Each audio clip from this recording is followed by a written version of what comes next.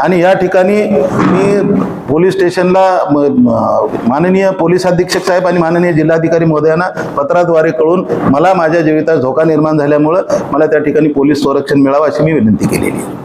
तुम्ही वारंवार संजय बनसोडे असतील किंवा राजकुमार बडोले असतील यांचे नाव घेतले, राजकीय दृष्टीने कुठेतरी नाव घेतले? अजिबात नाही. आता मी काही आमदार नाही आहे, मी फक्त सामाजिक मागणी केलेली आहे. जर मी आमदार असतो, त्यांचा स्पर्धक असतो, 10 वर्ष मी आमदारकी केली आहे, 10 वर्ष ते करतायत, काय विषय आता डिलिमिटेशन झालं तर काही आमदारकी निवडणुकी पण लढवले मिळणार नाहीत. असं असताना तुम्ही जर एखादी सामाजिक मागणी डिमांड करत असताना ते बी सुप्रीम कोर्टाच्या निर्देशनानुसार त्या ठिकाणी गाईडलाईन दिला असताना जर मी मागणी करत असेल तर राष्ट्रभूमी संविधानिक भूमिकेने परमपूज्य डॉक्टर बाबासाहेब आंबेडकरांनी दिलेल्या नैतिक भूमिकेचा आणि संविधानिक अधिकाराचा वापर करून मागणी करणं काय चुकीचं आहे?